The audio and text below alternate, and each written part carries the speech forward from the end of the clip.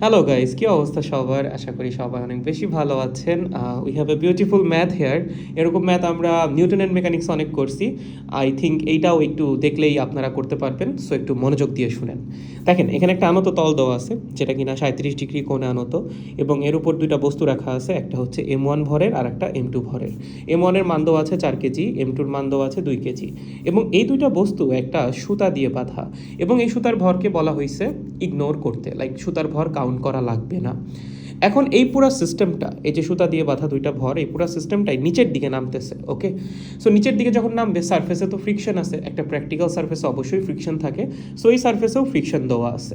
তোমাকে বলছে প্রথম বস্তু এবং সারফেসের যে ঘর্ষণ গুণাঙ্ক বা ফ্রিকশন কোএফিসিয়েন্ট সেটা হচ্ছে 0.75, আর দ্বিতীয় বস্তু আর সারফেসের যে ঘর্ষণ গুণাঙ্ক সেটা দেওয়া আছে 0.25। আর তোমাকে বলা আছে যখন এই সিস্টেমটা নিচের দিকে নামবে, সুতা অবশ্যই টান টান থাকতে হবে।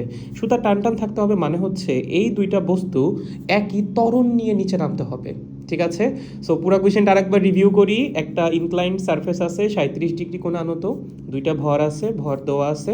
এই দুইটা ভরের সাথে এই তলের ঘর্ষণ গুণাঙ্কও দেওয়া আছে। তোমাকে প্রশ্ন করা হয়েছে এই যে সিস্টেমটা নিচের দিকে নামবে, সেই সিস্টেমের ত্বরণ কত, প্রথম কোয়েশ্চেন। আর সেকেন্ড কোয়েশ্চেন হচ্ছে এই সুতায় কতখানি টান বল তৈরি হবে। সো সলভ করে ফেলেন, আপনারা পারবেন, আই নো।